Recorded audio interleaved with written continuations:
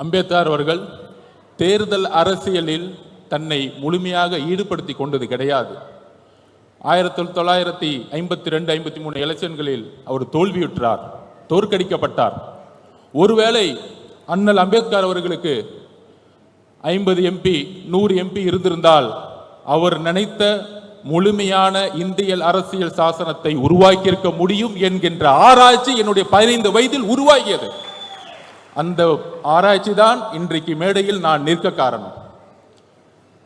அதோடு சேர்ந்து 3 யுத்தங்கள் 2016, 2019, 21 தேர்தலில் மத பெரும்பான்மைவாதருக்கு எதிராக தேர்தல்களில் பங்கெடுத்துவிட்டு இந்த மேடையில் நாம் புரட்சியாளர் அம்பேத்கருடைய புத்தகத்தை வெளியிட, அம்பேத்கருடைய கனவு, அந்த அம்பேத்கருடைய கனவை தமிழகத்தில் நிறைவேற்றிய எழுச்சி தமிழர் அண்ணன் திருமாவர்களுடைய கனவு எப்பொழுதும் கூறுவார். மேடையில் அவர் இல்லை, ஆனால் அவருடைய மனசாட்சி இங்குதான் இருக்கிறது என்பது எனக்கு தெரியும். கால சூழ்நிலைகள் தலித் மக்களுடைய விலங்குகளை உடைக்கும். அதற்கான நேரம் கூடிய விரைவில் வரும். சுய சிந்தனை கொண்டவர்கள் தான் மனிதர்கள். ஆம், நாமும் மனிதர்கள். மன்னர் பரம்பரையை உருவாக்க தமிழகம் இனி ஒருபோதும் இடம் தராது. மன்னராட்சி ஒழிக்கப்பட்டது. மன்னர் பரம்பரையை ஒழிப்பதற்கு இன்றைக்கு புரட்சியாளர் அம்பேத்கருடைய சிந்தனைகள் நமக்கு தேவைப்படுகிறது. அந்த பகுப்பாய்வுடன் திருமா அண்ணனுடைய கனவு என்ன?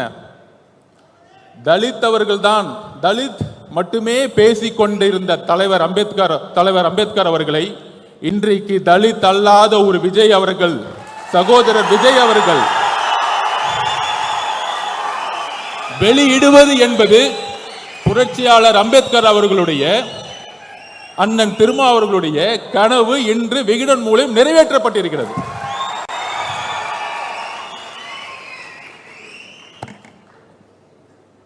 இதுல சில விமர்சனங்கள்.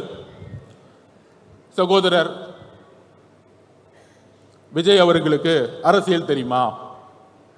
அவருக்கு கொள்கைகள் தெரியுமா? கொள்கைகள் பேசிய பல கட்சிகள் ஏன் அம்பேத்கரை இதுவரைக்கும் மேடையில் ஏற்றவில்லை?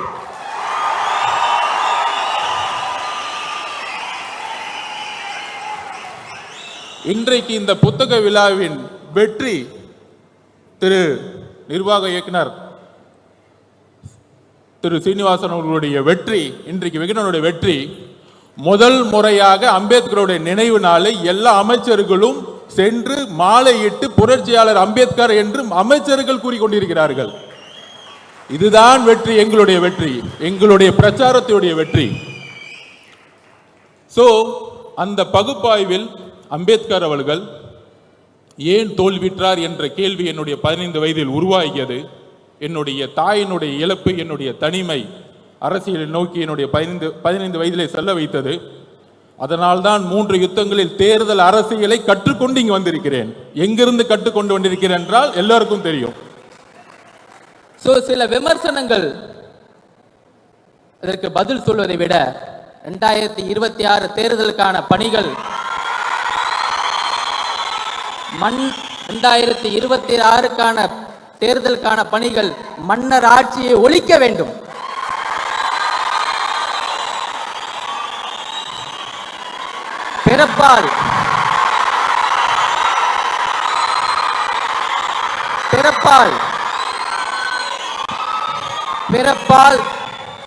பிறப்பால் அனைவரும் சமம் என்கின்ற கருத்தியலை அம்பேத்கர் உருவாக்கியதை போல இங்க பிறப்பால் ஒரு முதலமைச்சர் உருவாக்கப்படக்கூடாது.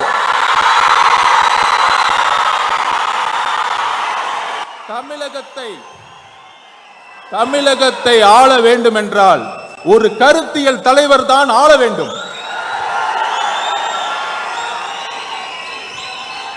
கருத்தியல் பேசிக்கொண்டு ஆட்சிக்கு வந்த பிறகு